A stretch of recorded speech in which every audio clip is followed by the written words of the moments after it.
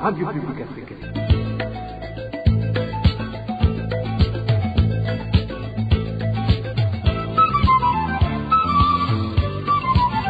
Radio Publique Africaine.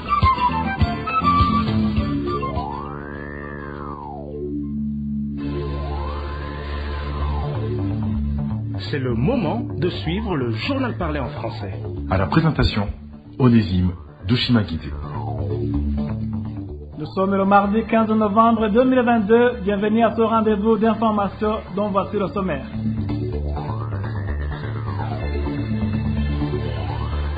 La mutuelle de la fonction publique vient de passer 6 mois sans directeur général. Les super pouvoirs de la première dame du pays seraient les principaux facteurs de ce dysfonctionnement de la mutuelle. Au sommaire également, les denrées alimentaires ont augmenté jusqu'à plus de 50% cette année par rapport à l'année dernière. La diminution de la récolte et la crise du carburant sont entre autres les raisons de cette montée exponentielle des prix de denrées avancée par la branche des Nations Unies chargée de l'agriculture, la FAO. Enfin, nous parlons dans cette édition des effectifs très élevés de détenus dans la prison centrale de Ruyigi, où les prisonniers sont menacés par différentes maladies, malgré la sortie de la circulaire de la ministre de la Justice, interpellant les procureurs et les chefs de juridiction à s'activer pour désengorger les maisons de détention. Voilà pour le sommaire.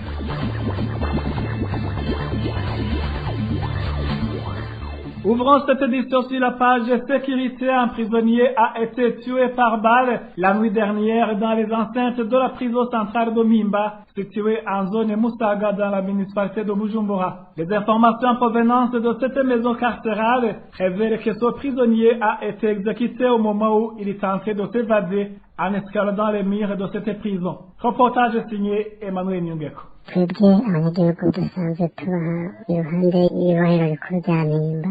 C'est l'un des citoyens de la 3e avenue de la zone Musaga, communément appelée avenue Mpimba. Ils ont passé cette nuit dans la peur suite aux coups de feu entendus vers minuit la nuit dernière. Des coups de feu qui ont retenti pendant une vingtaine de minutes dans les enceintes et derrière la prison centrale de Mpimba. Nos sources à Mpimba révèlent qu'il s'agissait des policiers qui montaient la garde, qui essayaient d'empêcher 3 détenus qui tentaient de s'évader. Un d'entre eux a été touché par balle et il est mort sur le champ. Il avait déjà réussi à escalader le mur séparant le lieu de détention des hommes et des femmes. Selon toujours les mêmes sources, le défunt s'appelait Claver Nyonguru. Appréhendé, il aurait demandé pardon aux policiers qui ont préféré lui tirer dessus et il est mort sur le champ. La victime fut militaire et il était parmi les chefs de sécurité de la prison. Il était condamné à perpétuité pour assassinat par jet de grenade, indiquent nos sources au sein de la prison centrale de Mpimba. Alors qu'ils étaient à 3 dans cette tentative d'évasion, les 2 autres ont été interceptés par la police et ils sont pour le moment dans une cellule appelée Tingi. La rédaction de la RPA n'a pas pu joindre Pierre Nhoulikié, porte-parole du ministère ayant la sécurité dans ses attributions, pour recueillir sa réaction. Merci à toi, Emmanuel Nyungeko. Toujours en page de sécurité, des cas de mort dans des circonstances douteuses se multiplient dans la province de Kayanza. Le matin de ce lundi, un autre corps sans vie a été retrouvé pendu à un avocature sur la colline Nyarurama, en commune Butaganzwa. Les administratifs parlent de suicide, une hypothèse qui n'est pas soutenue par la population qui demande des enquêtes pour le cas et d'autres cas déjà connus dans leur province. Le point avec Josiane Mouzanez. Cette personne retrouvée morte s'appelait Innocent Nimbona.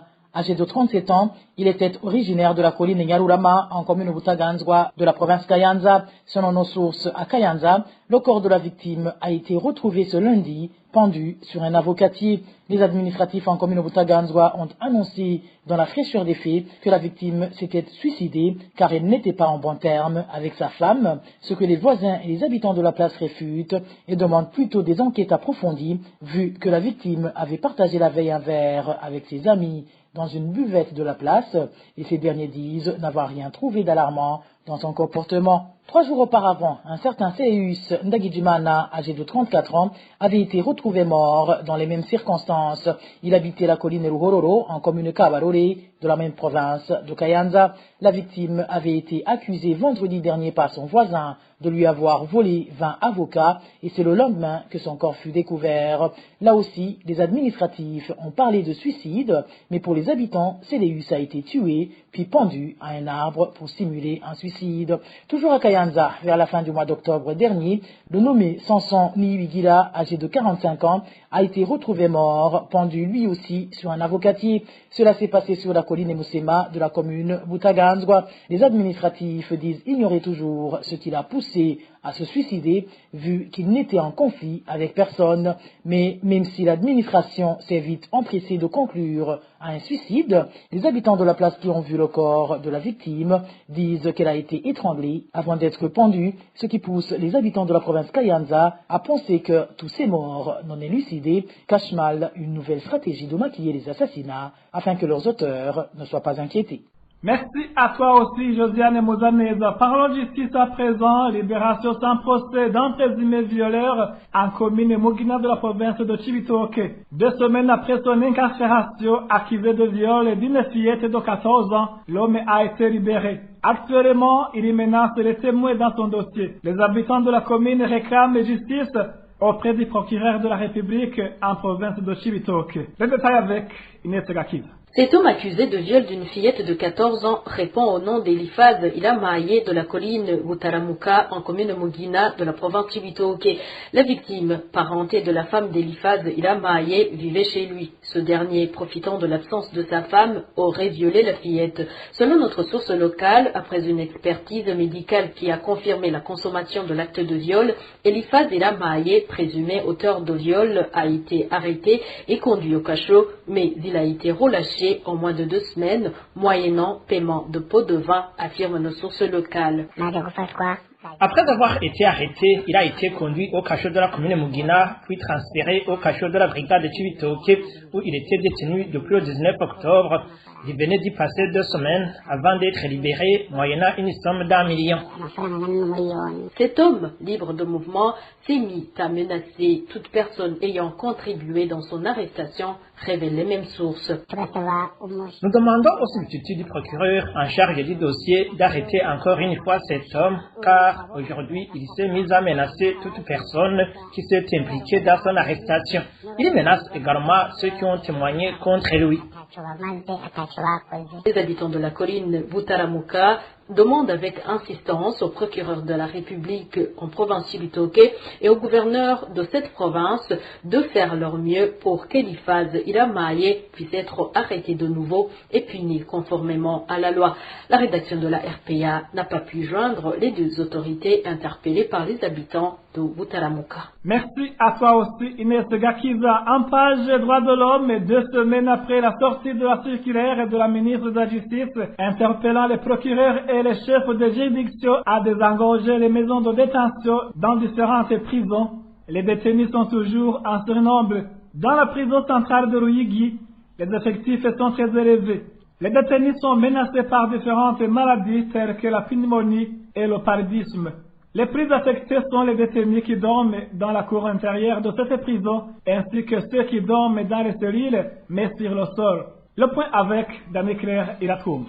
Le gonflement des pieds, la pneumonie ainsi que la malaria sont les maladies qui menacent fortement la santé des détenus de la prison centrale de Ruyigi, surtout en cette période de pluie. En effet, comme le témoigne notre source dans cette prison, à la tombée de la nuit, des centaines de détenus dorment dehors, précisément dans la cour de la dite prison, du fait que les cellules ne peuvent pas contenir tous les prisonniers. À cause de leur nombre surélevé, environ 200 prisonniers dorment par terre dans cette cour, tandis que d'autres passent leur nuit assis sur le sol dans les cellules. Plus grave, en cette saison pluvieuse, ces détenus n'ont pas d'endroit pour s'abriter de la pluie. Dans cette cour qui leur servait de cellule, ils sont frappés par le froid, le vent et piqués par les moustiques. Notre source fit savoir que la cause majeure de cette surpopulation carcérale dans la prison centrale de Ruyigi est la lenteur dans le traitement des dossiers de plusieurs détenus. Pour illustration, la source parle d'un détenu originaire de la province de Changuzo qui vient de passer 2 ans emprisonné sans avoir eu de procès. Actuellement, 870 détenus se trouvent dans cette prison centrale de Ruyigi qui n'a qu'une capacité d'accueillir 300 détenus seulement. La rédaction de la RPA, nous n'avons pas pu joindre Eric Emerusabe, le directeur de cette prison de Ruyigi, de même que Edouard Nigaba, le procureur général de la province de Ruyigi, afin qu'ils nous disent ce qu'il est projet de faire pour désengorger cette prison, tel qu'est déjà recommandé par le président de la République ainsi que la ministre de la Justice. Merci à toi aussi d'en éclairer la Toumba. Après cette petite transition, nous parlons gouvernance. La mutuelle de la fonction publique vient de passer 6 mois sans directeur général. À l'origine, une première dame aux super pouvoirs, aux allures d'usurpation du pouvoir. Le point avec Eroge Diveremech.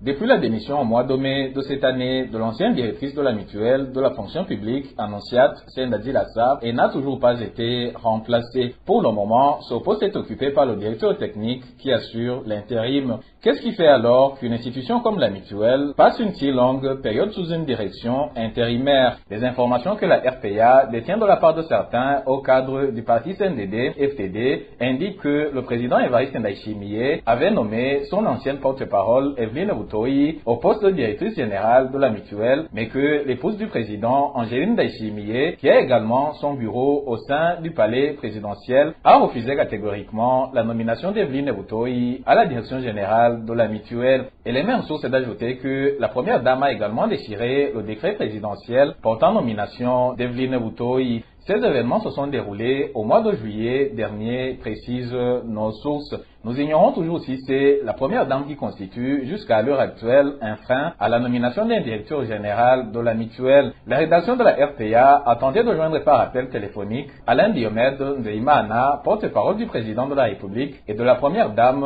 pour recueillir sa réaction, mais il n'a pas décroché. Nous lui avons également envoyé un message auquel il n'a pas non plus donné suite. Toujours au même chapitre, le gouvernement du Burundi devrait réhabiliter les habitants des collines Muhungu et Gahoma de la zone Mutahana, commune Mabayi en province de Chibitoke, qui n'ont pas encore bénéficié des indemnités de leurs terres données depuis 5 ans à l'entreprise Tanganyika Mining Burundi pour l'extraction des mines d'or. Réaction d'un ancien député, Fenias Nigawa, précise que s'il y aurait des gens qui auraient bloqué ce dossier, des enquêtes s'avèrent nécessaires pour qu'il soit puni. Il rappelle que la terre est sacrée pour tout citoyen burundais. Au Burundi, la première richesse de la population, c'est la terre. Étant donné que la plupart des Burundais vivent de l'agriculture, la terre donc est incontournable pour pratiquer cette agriculture.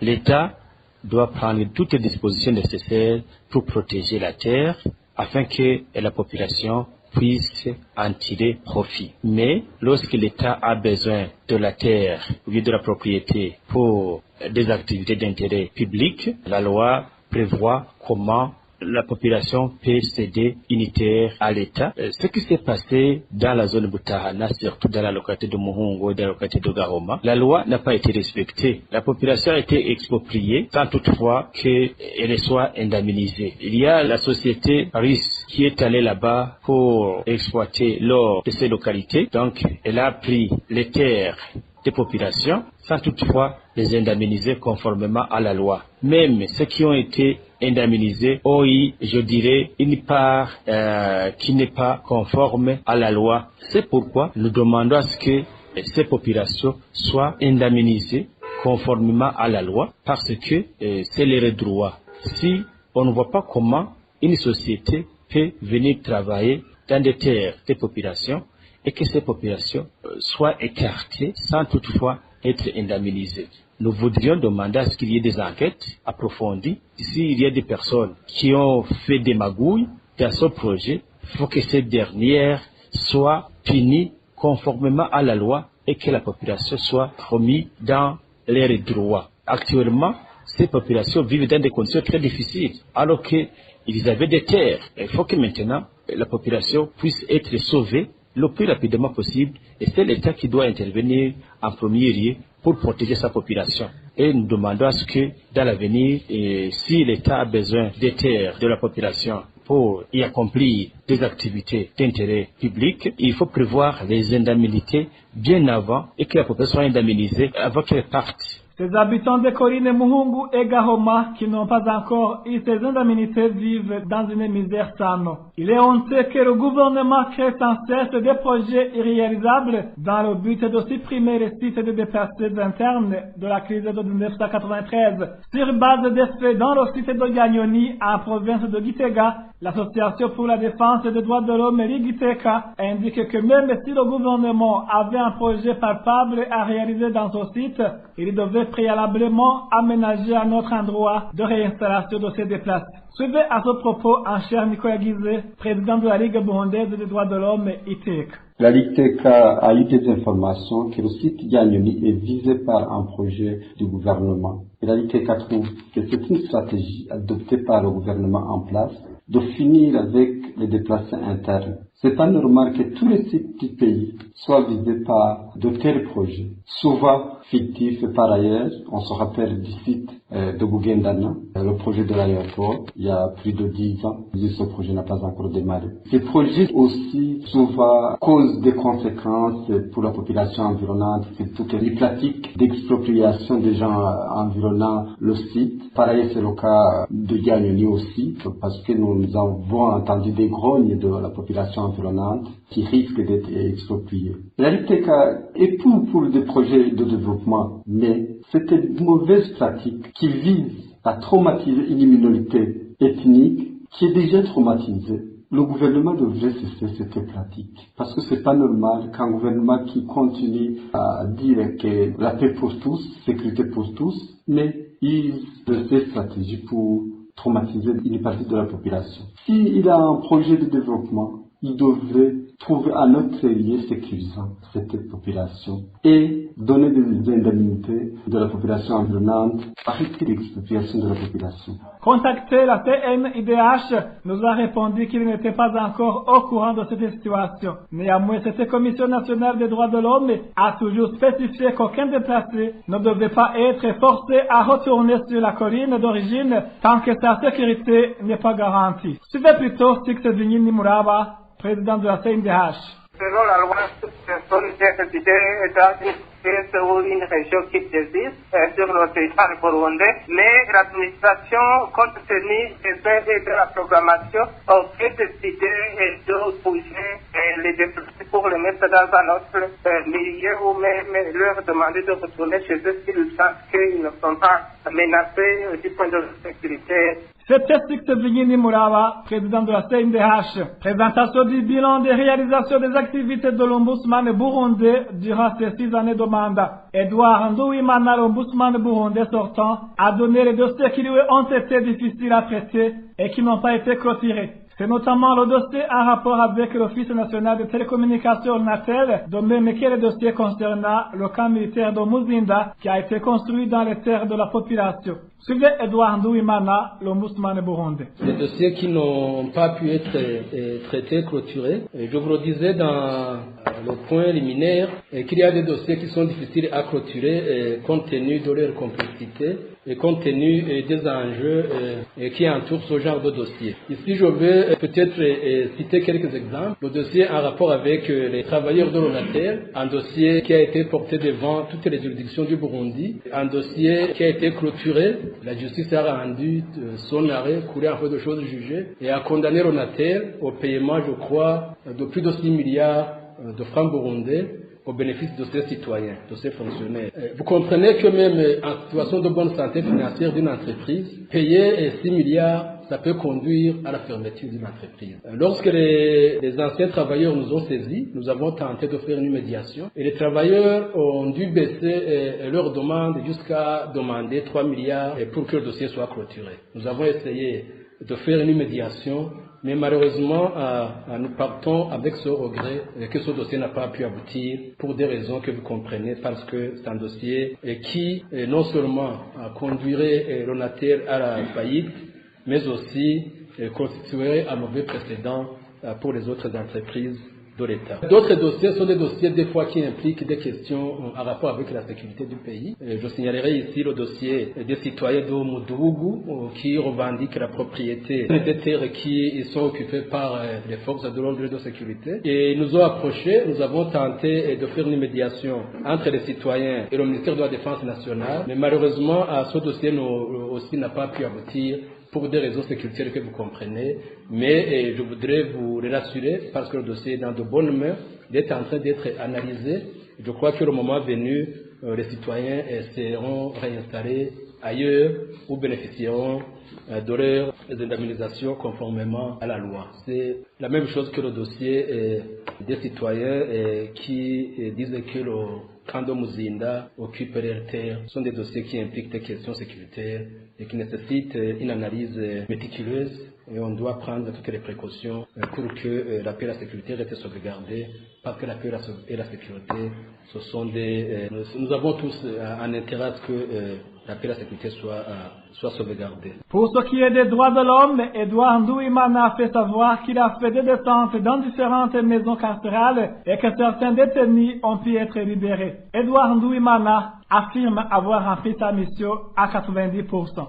L'autre, c'est une question en rapport avec le respect des droits de l'homme pour des citoyens qui sont en prison pendant une longue durée ou qui ont bénéficié de la grâce présidentielle mais qui n'ont pas pu encore sortir de prison. Et l'institution de l'Ombudsman, conformément à son mandat, a fait des inspections dans les différents cachots et les différentes prisons, notamment à Rumonge, à Mpimba, dans les cachots de Bubanza et Cibitoke. Et nous avons effectivement constaté qu'il y a des citoyens qui sont incarcérés en violation de la loi, notamment ceux qui sont incarcérés pour des dossiers civils, une dette civile, mais qui conduit quelqu'un en prison. Généralement, ce sont des dossiers où le PG ou le ministère public qui est impliqué fait des concessions ou des discussions, ou même des fonds de vin des fois, pour que un citoyen négocie un officier de la police judiciaire ou un procureur de la République ou un substitut, quitte à ce qu'un autre citoyen soit amené en prison en violation de la loi, des fois le week-end. Nous avons donc fait des inspections et je crois que pas mal de nos compatriotes, surtout à Mpimba, à Cibitoke, à Bubanza, nous avons fait des recommandations au ministre de la Justice. Nous lui remercions parce que ces recommandations étaient suivies des faits, parce que à Bubanza, à Cibitoke, à Rumonge, même à Mpimba, ces citoyens ont été libérés. Nous avons également travaillé en concert avec le ministère de la Justice pour la mise en application de la grâce présidentielle, et bien qu'il reste encore des difficultés, mais la plupart de ceux qui étaient détenus, mais qui avaient bénéficié de la grâce présidentielle, ont été libérés. Quant à la note que je peux m'attribuer, il est difficile de s'auto-évaluer, mais à notre avis, j'estime avoir rempli les missions qui m'ont été confiées à 95%.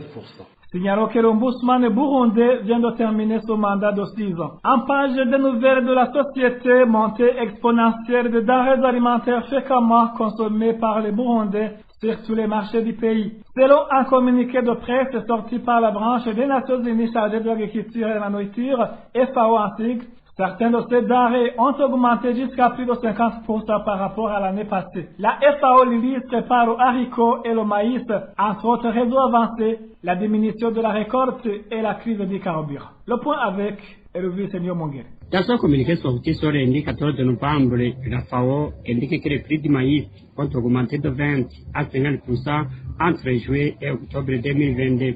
Cela, écrit la FAO, malgré l'augmentation des disponibilités sur le marché de la récolte de la saison B de l'année 2022, récoltée en juillet et juillet. Les prix du maïs en octobre étaient de 40 à 55% supérieurs à ceux de l'année précédente, renchérit la FAO. De même, selon le communiqué de presse de la FAO, les prix des haricots en octobre étaient de 25 à 45% plus élevés sur une base annuelle. La FAO aligne les coûts de transport élevés causés par les prix élevés du carburant parmi les raisons à l'origine de la montée des prix de ces denrées alimentaires. La situation risque de s'empirer dans un proche avenir. Déjà, la FAO ne cache pas ses préoccupations pour la production des cultures de la saison culturelle 2023 à cette organisation onusienne estime que la récolte devrait être faible principalement à cause de l'arrivée tardive des pluies saisonnières qui a retardé les semis de culture de la saison 2023A, mais aussi suite à une faible application d'engrais à raison de les plus élevés. La tendance à la hausse des pluies indique que la FAO a commencé en 2021 et a été exacerbée depuis début 2022 par les effets d'entraînement de la guerre en Ukraine sur l'offre mondiale d'engrais.